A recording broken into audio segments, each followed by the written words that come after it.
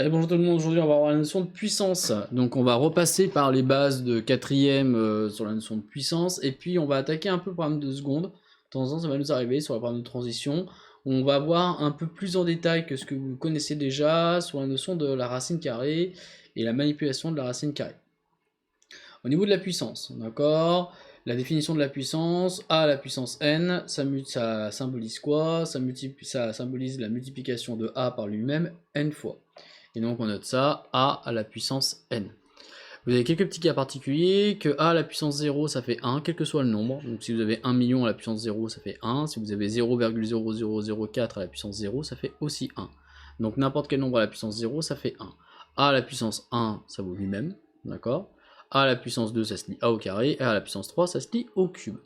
Juste, là c'est quand même assez évident, calculer 3 à la puissance 5, donc 3 à la puissance 5, ça nous fait donc 3 fois 3 fois 3 fois 3 fois 3. Donc je vérifie bien 1, 2, 3, 4, 5. Donc ça fait 9, 81, 81 fois 3, 240, 243. Petit passage calculette, on n'a rien vu. Alors, 3 à la puissance 5, 243. C'est tout bon. 243. Pour les nombres négatifs, bien faire gaffe, d'accord? C'est bien moins 2 qu'à la puissance 3, donc le moins aussi. Donc ça me fait bien moins 2 fois moins 2 fois moins 2. Moins 2 fois moins 2, ça fait 4. 4 fois moins 2, ça fait moins 8. 10 à la puissance 4. Et puis ça nous permettra aussi de revoir tout ce qui est notation scientifique un peu plus tard. Donc ça fait 10 fois 10 fois 10 fois 10.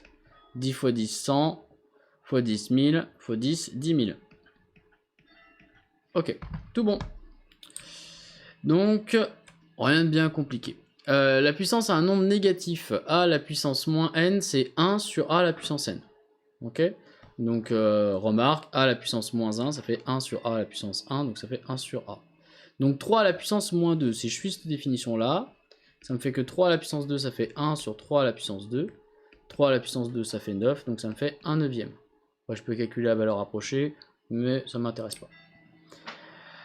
Moins 2 à la puissance moins 3, donc ça me fait moins 2 à la puissance moins 3. Ça me fait 1 sur moins 2 à la puissance 3. Donc ça me fait 1 sur moins 2 fois moins 2 fois moins 2. Donc moins 2 fois moins 2, ça fait 4. 4 fois moins 2, ça fait moins 8. Je crois qu'on l'avait déjà calculé un peu plus haut. 10 puissance moins 4. Ça fait 10, donc 10 à la puissance moins 4, ça fait 1 sur 10 à la puissance 4. 10 à la puissance 4, on l'avait calculé, c'était 10 000. Oui, donc ça me fait 1 sur 10 000. Et après, je peux aussi calculer, ça fait 0,0001. Voilà. Donc c'est tout bête. Ensuite, si je calcule la valeur approchée, enfin la valeur, c'est une valeur exacte, là c'est pas une valeur approchée, mais si je calcule la valeur en nombre, pas en fraction. Règle de calcul sur le niveau des puissances, assez simple, d'accord? Quand vous multipliez deux puissances de a entre elles, a à la puissance n fois a à la puissance p, ça fait a à la puissance n plus p. Quand vous élevez une puissance à une autre puissance, donc a à la puissance n, le tout à la puissance p, ça fait a à la puissance n fois p. Quand vous élevez un produit à la puissance n, ça fait a à la puissance n fois b à la puissance n. Quand vous élevez un quotient, c'est la même chose. Et quand vous faites le quotient entre deux puissances de a, donc a à la puissance n divisé par a à la puissance p, ça fait a à la puissance n moins p. Ça, ces règles-là, c'est du par cœur. Ok? Par cœur. Alors, tout dépend de votre méthode de mémorisation, mais peu importe. Mais en tout cas, ces règles-là, il faut qu'elles soient dans votre esprit en permanence. Elles vont vous servir pour toutes les manipulations de puissance. Écrire sur la forme d'une puissance de 5, donc là ce qu'on va vous demander tout simplement, c'est d'appliquer les formules, et puis après on verra l'écriture scientifique. Donc A, 5 à la puissance 4 fois 5 à la puissance 2, donc si j'applique ma règle tout à l'heure, c'est que ça me fait 5 à la puissance 4 plus 2, ça fait 5 à la puissance 6. Le B, 5 à la puissance 5 fois 5 à la puissance moins 2, ça fait 5 à la puissance 5 moins 2, ça fait 5 à la puissance 3. Si vous voulez, là, ça vous fait 5 à la puissance 5 plus moins 2. Mais ça fait 5 à la puissance 3. Aussi, il y a une autre façon de il y a plein de façons de le voir celui-là. Il y a aussi cette façon-là, 5 à la puissance 5 fois 5 à la puissance moins 2, ça fait 5 à la puissance 5 fois 1 sur 5 à la puissance 2. Donc ça vous fait 5 à la puissance 5 divisé par 5 à la puissance 2. Donc 5 à la puissance 5 moins 2, donc 3. Ok. 5 à la puissance 5 fois 5 à la puissance 3, ça fait 5 à la puissance 5 moins 3, donc ça fait 5 à la puissance 2. 5 à la puissance 4, le tout encore à la puissance 4, ça fait 5 à la puissance 4 fois 4, ce qui fait 16. Donc là on atteint très vite des nombres hyper grands. 5 à la puissance moins 4 fois 5 à la puissance 3, ça fait 5 à la puissance moins 4 fois 3, donc 5 à la puissance moins 12. Ici, on a un quotient, donc ce qu'on va faire, c'est qu'on va calculer d'abord le numérateur puis le dénominateur, et puis après on simplifiera. Donc, ici, 5 à la puissance 7 fois 5 à la puissance moins 3, ça fait 5 à la puissance 7 moins 3, donc 5 à la puissance 4, divisé par 5 à la puissance 2 fois 5 à la puissance 5, ça fait 5 à la puissance 7. Et donc, ça me fait 5 à la puissance 4 moins 7, donc ce qui me fait 5 à la puissance moins 3. Tout bon. Donc là, vraiment, c'est purement et simplement de l'application des règles qui sont ici. Écriture scientifique. Robert.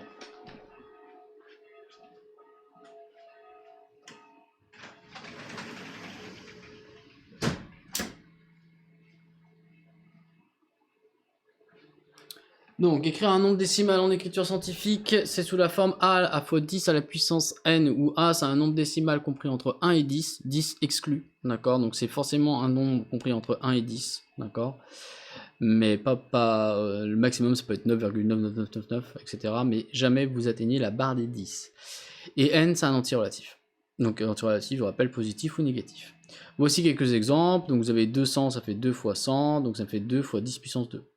Donc ça, vous allez beaucoup plus utiliser en physique et en bio qu'en mathématiques, mais voilà, la base est mathématique. Donc, je pense que vous avez déjà vu quand même pas mal de fois comment convertir tout ça, donc on va se faire 2-3 petits exemples. Donc là, vous avez un nombre, donc on va déjà compter, hop, les milliers, donc là j'ai 1000, 1000, et ça fait 458 millions, d'accord ? Donc 458 millions, ça me fait 4,58 fois 10 puissance, et alors il suffit de compter en fait, d'accord ? 1, 2, 3, 4, 5, 6, 7, 8 fois 10 puissance 8. 1, 2, ça fait 6 et 2, 8, ouais, fois 10 puissance 8. Voilà, assez basique. Ensuite, ici, ce que je vais faire, c'est que je vais faire comme étant 5,46 fois quelque chose, donc 5,46 fois 10 puissance, et là, ça va être une puissance négative, d'accord, quand je suis dans les nombres inférieurs à 1. Donc 10 puissance 1, 2, 3, 4, attends, 1, 2, 3, 4, 5, 6, 10 puissance moins 6. Donc ce que vous faites simplement, c'est beaucoup plus facile à compter dans ce sens-là. Vous dites que globalement vous allez placer votre virgule ici, d'accord, tout simplement, et vous comptez le nombre de chiffres qu'il y a entre les deux, l'ancienne virgule, on va dire la nouvelle virgule. Donc 1, 2, 3, 4, 5, 6. Ok. Tout simplement, c'est le nombre par lequel vous allez diviser en fait, tout simplement. Donc voilà, ça fait 10 puissance moins 6. Ensuite, on continue.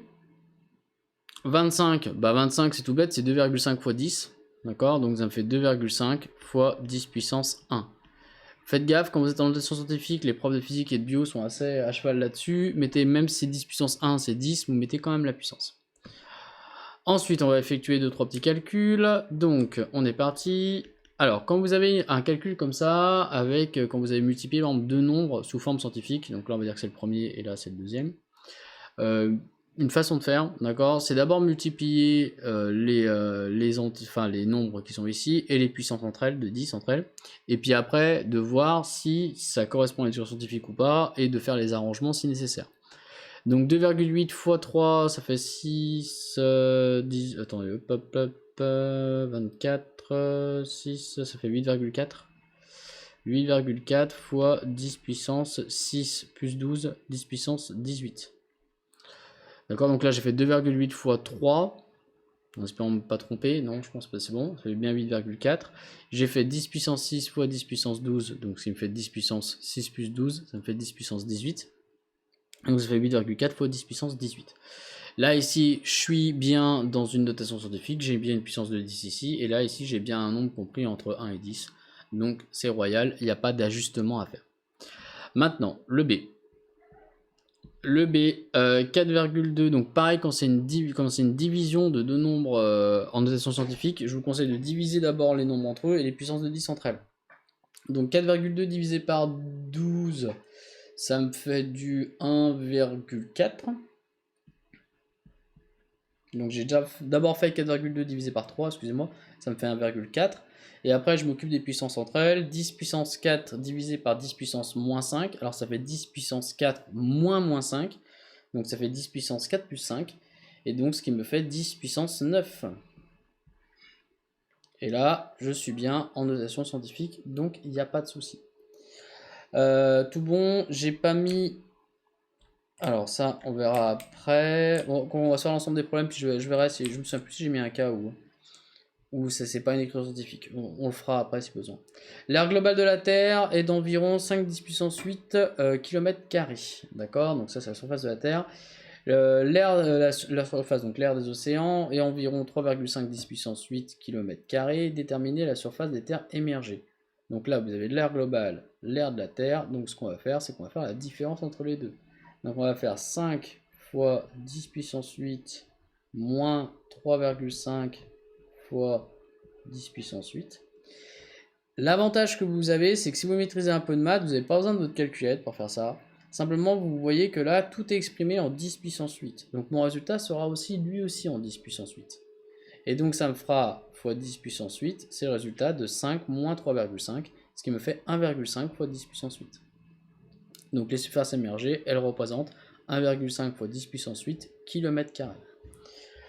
Donc ça, c'est plutôt bien. Faites attention, c'est pas le cas si vous avez des puissances qui sont différentes. Donc si vous avez des puissances qui sont différentes, c'est un peu plus embêtant. Déterminer le pourcentage que représentent les océans par rapport à la surface globale de la Terre. Donc les océans, c'est 3,5 fois 10 puissance 8. Donc il faut calculer le rapport entre les deux. Je vous rappelle que un pourcentage est une fraction sur 100. Donc d'abord, on va calculer notre fraction et après, on la mettra sur 100 pour que ça fasse un pourcentage. Donc nous, qu'est-ce qu'on sait? On veut calculer les océans par rapport à la Terre. Donc les océans, c'est 3,5 fois 10 puissance 8. Qu'on calcule par rapport, donc par rapport on divise tout simplement, par la Terre, donc 5 fois 10 puissance 8. Donc là, ça me fait une fraction, donc c'est plutôt bon. Les 10 puissance 8 se simplifient en haut et en bas, donc il me reste 3,5 divisé par 5, ce qui me fait du 0,7. 0,7, c'est 70 divisé par 100. Et donc, ça me fait 70%. Vous voyez, donc en fait, le pourcentage arrive à la fin. Ce qu'il faut calculer, c'est le rapport, d'accord, entre la quantité voulue divisée par la quantité globale. Après, ça vous donne un nombre entre 0 et 1, parce que c'est une partie. Donc un nombre entre 0 et 1. Et ce nombre entre 0 et 1, après, vous le mettez sur 100 pour avoir votre pourcentage. D'accord ? Il faut bien comprendre que le pourcentage, c'est que de la mise en forme au final. On continue. À la naissance de notre cerveau est constitué d'environ 100 milliards de neurones, chacun d'entre eux étant connecté à 10 000 de ses semblables. Ok, ça marche. Écrire sous forme de... Écrire le nombre de neurones d'un cerveau d'un nouveau-né en écriture scientifique. Donc un nouveau-né, ça fait 100 milliards de neurones. Alors on y va, 100 milliards de neurones. Donc déjà, ce qu'il faut savoir, c'est que 1000, c'est 10 puissance 3. D'accord? Le million, c'est 10 puissance 9. Le milliard, sauf que c'est 6. Hop là, on n'a rien vu, c'est 10 puissance 6. Le milliard, c'est donc 10 puissance 9. Donc 100 milliards, c'est ça, hein? Ouais, 100 milliards, ça va me faire 100 fois 10 puissance 9. 100, c'est 10 puissance 2, d'accord? Donc ça va me faire 10 puissance 2 fois 10 puissance 9. Donc, si vous voulez, ça fait ça, 100 milliards, je vais vous l'écrire, 100 milliards, ça va me faire 100, donc 10 puissance 2, fois le nombre de milliards 10 puissance 9. Donc ça me fait 10 puissance 11. Et si je voulais écrire en notation scientifique, il faut bien que je mette un chiffre avant, donc c'est 1. D'accord, 1 fois 10 puissance 11. Donc un nouveau-né, il a 1 fois 10 puissance 11 neurones à la naissance. Déterminer le nombre de connexions dans son cerveau, le résultat sera donné en écriture scientifique. Donc on a, ça c'est notre nombre de cerveaux, pour ce nombre de neurones, pardon. Pour chaque neurone, vous avez 10 000 connexions.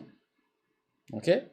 Donc, ça veut dire quoi? Ça veut dire que ce qu'on va faire, c'est que le nombre total de connexions, ça va donc me faire le nombre de neurones, 1 fois 10 puissance 11, ou 10 puissance 11 si vous voulez, à la puissance, d'accord, le 10 000, tout simplement. 10 000. Parce que pour chaque neurone, il y a 10 000 connexions, d'accord? Donc par conséquent, voilà, j'élève simplement à la puissance. Donc c'est tout bon. Chacun d'entre eux est connecté avec 10 000 de ses semblables. Non, qu'est-ce que je dis, raconte? Moi, je dis n'importe quoi. J'ai dit n'importe quoi. J'ai rien dit. Le résultat, donc, excusez-moi. Donc, il y a ça, il y a 100 milliards, je vais arriver 100 milliards de neurones, c'est bien d'avoir des exercices comme ça. 100 milliards de neurones. Un neurone, 10 000 connexions. Ça roule. Un neurone, 10 000 connexions. Donc ça veut dire qu'il y a 10 000 fois le nombre de neurones, 1 fois 10 puissance 11. Donc 10 000, c'est 10 puissance 4, fois 1 fois 10 puissance 11. Donc si je réunis, ça me fait les puissances de 10, donc le 1, je le mets pas de côté, mais je le mets en avant. Et vu que là, c'est une multiplication, que je peux changer l'ordre des termes, je fais comme je veux. Donc ça me fait 10 puissance 4 fois 10 puissance 11. Donc ça me fait 1 fois 10 puissance 15. Donc il y a 1 fois 10 puissance 15 connexions. On va y arriver. Ouais, j'espère que je n'ai pas fait d'erreur là. Mais je crois que ça devrait être bon. Ok, maintenant on va attaquer, donc on va revoir la notion de ce que c'est qu'une racine carrée. Et on va commencer à grignoter, d'accord, le programme de seconde, histoire que vous gagnez en habileté. Ça c'est un chapitre où c'est bien de le voir 2 fois, d'accord. La notion de racine carrée et de puissance sont étroitement liées. Nous rappelons donc dans un premier temps les propriétés des puissances. Donc ça on l'a déjà fait. La racine carrée, donc définition de racine carrée pour tout nombre A, d'accord. On note A positif, j'oublie, d'accord, c'est A positif. On note A à la puissance 1,5, d'accord, donc A à la puissance 0,5, c'est racine de A. Et en fait, vous l'avez déjà vu, la racine carrée, la plupart du temps, vous l'avez déjà fait sur Pythagore, et en fait, ces propriétés-là, vous l'avez utilisé, mais vous n'avez jamais bien fait gaffe à ce qui se passait. Donc c'est pour ça qu'on va se faire un petit peu un Pythagore en mode ralenti. Donc, vous avez le théorème de Pythagore, et en fait, à la fin de votre théorème de Pythagore, on va pas refaire tout avec le triangle, mais vous tombiez sur AB carré égale 12, par exemple. Et là, d'un coup, comme de par hasard, ça faisait AB égale racine de 12. C'était un peu magique, le passage de là à là, d'accord. On passait à la racine, et boum, d'un coup, ça nous faisait une racine de 12. Alors maintenant, on va voir ça en version ralentie.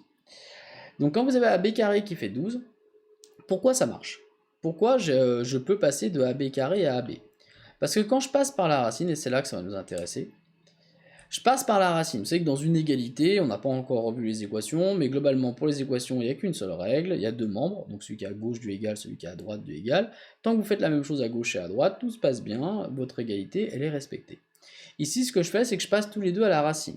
Donc ça se passe bien, je fais la même chose à gauche et à droite, je passe à la racine. Donc j'applique la racine aux deux, et qu'est-ce qui va se passer? Vu que la racine, c'est la puissance 1,5, ça me fait que AB carré à la puissance 1,5 est égal à racine de 12. D'accord? Donc 12 à la puissance 1,5 quelque part. Mais ce qui est génial avec la puissance 1,5, c'est que ça va me permettre de pouvoir annuler le carré qui est ici. Pourquoi? Parce que AB au carré à la puissance 1,5, ça fait AB à la puissance 2 fois 1,5. 2 fois 1,5, ça fait 1. Et donc AB à la puissance 1, ça fait AB. Donc si vous voulez, l'avantage qu'a eu l'application de la racine carrée, c'est qu'elle a permis de me débarrasser du carré pour le AB. Et à droite, lui, simplement, à 12, je lui ai appliqué la racine, donc ça fait racine de 12. Et vous, simplement, vous prenez votre calculette, vous calculez 12 à la puissance 1,5, et ça vous fait le chiffre qui convient. Donc, c'est pour ça que la racine carrée, elle est importante, c'est qu'elle va nous permettre de pouvoir, comment dire, enlever simplement un carré pour avoir la valeur de base. Donc tout ça, ce que je vous dis ici, c'est que c'est superflu, d'accord. Évidemment, on ne rédigeait pas tout ça quand vous étiez, ça dépend, soit en quatrième, soit en troisième, quand vous avez vu Pythagore.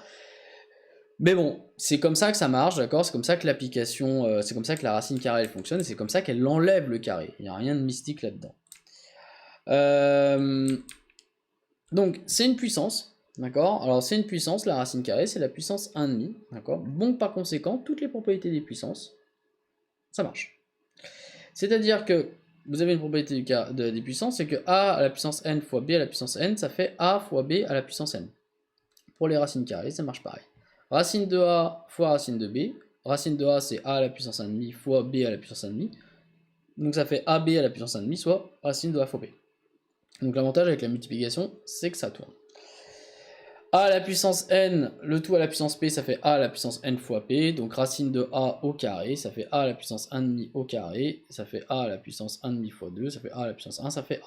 Donc ça, c'est ce qu'on a vu un peu plus haut. Ok, donc vous avez quelques petits exemples. Racine de 3 fois racine de 5, ça fait racine de 3 fois 5, ça fait racine de 15. Là, ici, on peut développer des termes avec des racines, ça vous allez en bouffer en secondes, d'accord. Donc ça fait racine de 3 plus racine de 7 au carré, donc ça fait racine de 3 au carré, ça fait 3, plus 2 fois racine de 3 fois racine de 7, ça fait 2 fois racine de 3 fois 7, ce qui fait 2 fois racine de 21, et racine de 7 au carré, ça fait 7. Ici, je peux rassembler aisément le 3 et le 7 qui vont former le 10 qui est ici, et par contre, le 2 racine de 21, je ne peux pas en faire grand chose, enfin dans le sens où je ne peux pas fusionner avec le 10, simplement parce que je veux dire que je suis obligé de passer par une valeur rapprochée, ce qui ne nous intéresse que très rarement, d'accord. Donc là, nous on est en maths, contrairement en physique où on va aller chercher une valeur rapprochée, en mathématiques on va préférer toujours garder une valeur exacte. On peut simplifier aussi l'écriture d'une racine carrée, et ça c'est super important, et c'est là généralement vous en bavez. Quand vous avez racine de 75, 75 je peux le décomposer en éléments simples, ça fait 5 fois 5 fois 3. Donc ça me fait 25, enfin 5 au carré fois 3. Et là, je vais pouvoir casser ma racine ici. Parce qu'autant j'avais que je vais utiliser dans ce sens-là, l'égalité, c'est que racine de a fois b, ça fait racine de a fois racine de b. Donc je vais utiliser dans ce sens-là. Donc là, ça va me faire racine de 5 au carré fois racine de 3. Racine de 5 au carré, bah, ça fait 5. Et fois racine de 3, donc ça fait 5 racines de 3. Donc ça va me permettre d'avoir une écriture, alors elle vous paraît peut-être pas plus simple, ici, que celle-là. Mais en fait, l'idée, c'est que ça va permettre de faire des calculs entre racines qui n'étaient pas possibles auparavant. D'accord. Donc, prenez l'habitude d'écrire vos racines le plus simplement possible. C'est un peu comme ça. Donc là, hop, on y va. Racine de 192. Alors, 192, on va le décomposer en éléments simples. Alors, 192, et on va... Hop, hop...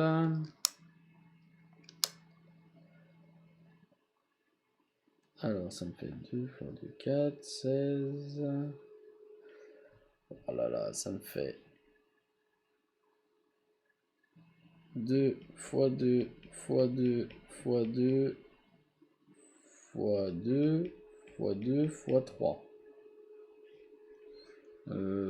Attendez. 4, 16. 16. Ouais, c'est bon. Ok, maintenant on va faire apparaître des carrés dans cette affaire. Alors, donc ça c'est la décomposition en éléments simples. Donc là ça me fait, alors ça me fait 2 à la puissance 1, 2, 3, 4, 5, 6. Donc ça me fait 2 à la puissance 6 fois 3.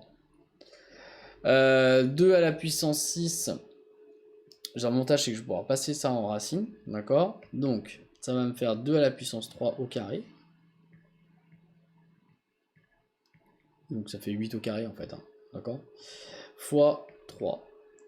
Et donc ça va me faire que ça va être égal à la racine de 2 à la puissance 3 au carré fois 3. Donc ça va me faire racine 2 à la puissance 3 au carré à la racine de, donc ça, les deux vont se simplifier en fait simplement.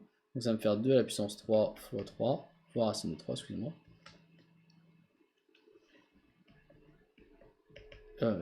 Ouais, excusez-moi, je m'embrouille. 3 racines de 3, et donc ça me fait 8 racines de 3. Voilà. En fait, l'idée, je passais peut-être par un mode compliqué. Le problème, c'est qu'en fait, j'ai pas vos calculettes qui calculent en décomposition en facteur premier. L'idée, c'est de voir que 192, d'accord, 192, ça fait 8 au carré fois 3. D'accord. Donc, c'est vrai que je peux vous faire ça plus simple. Mais ça, il faut le voir. Et c'est difficile à voir sans décomposition. Maintenant qu'on le sait, ça va beaucoup mieux. Mais sans décomposition totale, c'est un peu plus compliqué. C'est-à-dire que 192, ça me fait 8 au carré fois 3. D'accord. Alors, pour trouver ce 8 au carré, c'est toutes les décompositions en 2 qu'on a fait. C'est qu'on a trouvé que ça faisait 2 à la puissance 6 fois 3. Donc, ça me fait racine de 8 au carré fois racine de 3. Ça fait donc 8 racines de 3. Alors comme ça paraît beaucoup plus simple, et ça l'est d'ailleurs. Mais le problème, c'est comment trouver ce 8 au carré. Et bien, ce 8 au carré, il faut décomposer 192 en entier. Pareil, on décompose 162. 162, si je décompose... 162, ça fait 2... Enfin, 162, hop. Je vais me mettre là, ça me fait un peu un brouillon. 162, ça me fait 2 fois 3 à la puissance 4. 3 à la puissance 4, d'accord, c'est 9 à la puissance 2. Donc ça fait 2 fois 9 à la puissance 2. Et à ce moment-là, c'est gagné. Pourquoi? Parce que ça me fait racine de 162. Donc là, j'ai fait apparaître un carré. D'accord. Donc ça me fait racine de 9 à la puissance 2 fois 2. Racine de 9 à la puissance 2, ben, ça fait 9. D'accord. Alors je vais vous montrer avec la... Donc ça fait racine de 9 au carré fois racine de 2. Là ici ça fait 9 fois racine de 2. Donc ça fait 9 racines de 2. En fait l'idée c'est de faire apparaître un carré. Là ici je l'obtiens grâce à ma calculette, ça, d'accord, ou ma décomposition si je décompose en éléments simples. Je pense que de là à là, enfin j'espère que vous comprenez, c'est que 3 à la puissance 4, d'accord, c'est 3 à la puissance 2, le tout à la puissance 2. D'accord, c'est comme ça qu'il faut le voir. 3 à la puissance 2, ça fait 9, donc ça fait 9 à la puissance 2. En fait, dans une puissance 4, il y a une puissance 2, et je la fais apparaître simplement, pour pouvoir la simplifier après avec la racine. Racine de 175, donc 175, c'est 175, alors celui-là il va être plus cool, c'est 5 au carré fois 7. Donc ça me fait que racine de 175 égale racine de 7 fois 5 au carré, ou 5 au carré fois 7 c'est mieux. Racine de 5 au carré fois 7. Donc ça fait racine de 5 au carré, ça fait 5 fois la racine de 7. Tout bon. Voilà, ça il faut s'entraîner, vous décomposez, vous faites apparaître des carrés, et normalement ça devrait bien se passer. Développons ça. Alors ça, il faut une identité immarquable, d'accord, une identité immarquable qu'on va revoir aussi par la suite. Mais je vous rappelle que a moins b au carré, c'est a2 moins 2ab plus b2. D'accord. Pareil, les identités immarquables font partie des choses qui sont des incontournables, qu'il faut connaître par cœur si vous voulez gagner en efficacité. Je sais parmi vous, enfin je me doute que parmi vous, il y en a qui les développent encore avec la double distributivité. C'est une perte de temps réellement. Donc, racine de 2 au carré. Donc, A ici, ça fait racine de 2 et B, c'est racine de 7. D'accord. Donc, racine de 2 au carré, ça fait 2.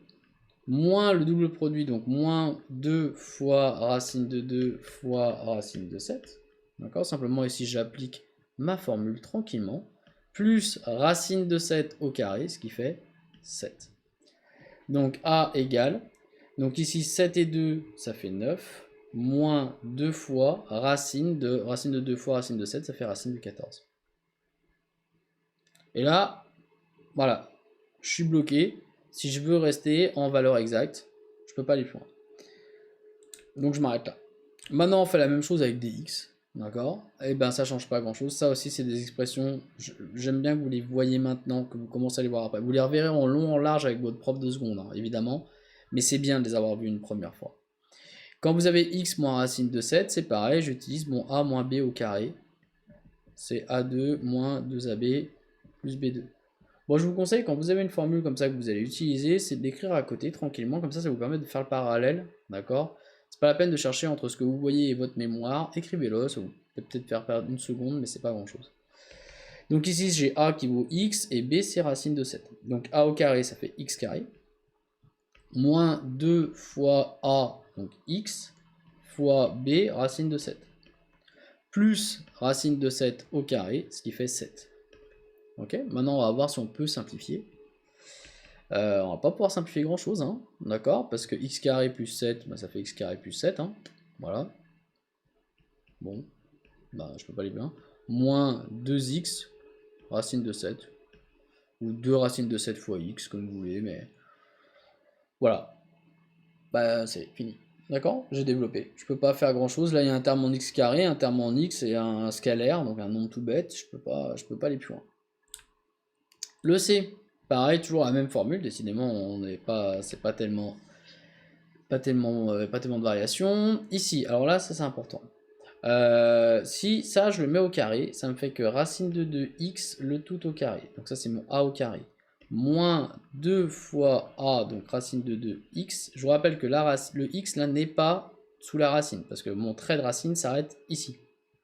Donc ce que je vous conseille, c'est à l'écrit de faire un petit trait comme ça pour bien délimiter où est-ce que votre racine s'arrête. Fois racine de 7. Donc là, il y a des fois de partout. Merveilleux. Et là aussi, un fois. Ok, on va essayer de se débrouiller avec ça. Plus racine de 7 au carré. Là, vous avez vu que j'ai baissé mon rythme par rapport à avant, parce que je sais que là, c'est là où je peux faire des bêtises. Donc quand tu sais que tu peux faire des bêtises, tu baisses ta vitesse de calcul. Racine de 2 fois x au carré, ça fait racine de 2 au carré fois x au carré. Racine de 2 au carré, ça fait 2. Donc ça fait 2x au carré. Moins, alors là, racine de 2 fois racine de 7, ça me fait racine de 14. Donc ça me fait 2 racine de 14 fois x. Voilà. Je peux pas faire grand chose d'autre. Plus racine de 7 au carré, ça fait plus 7. Terminé. Je peux pas aller plus loin. Maintenant, l'AD. Alors l'AD, c'est vraiment, alors pour les amoureux de la double distributivité, c'est un peu dommage. Là, c'est une unité remarquable, ça. Hein. C'est A plus B facteur de A moins B, qui fait A2 moins B2. Donc, ici, ça se résout en 2 minutes, ça. Ça fait racine de 2 au carré, donc 2, moins racine de 7 au carré, moins 7. Donc D, ça fait moins 5. Voilà. C'est là où vous voyez vraiment l'efficacité de l'identité remarquable. Plutôt que faire une double distributivité, vous avez quand même pas mal de chances de faire une erreur de calcul. Vous appliquez directement l'identité remarquable, ça va quand même nettement plus vite et c'est nettement plus précis. Ok, bon, on a terminé. C'est tout bon, donc voilà, j'espère que je ne vous ai pas noyé avec cette affaire de racine carrée. C'est bien que vous l'ayez vu, entraînez-vous à faire ça. D'accord, simplification de racine carrée. C'est bien que vous l'ayez vu maintenant, pour la suite, c'est bien d'avoir pris cette petite avance.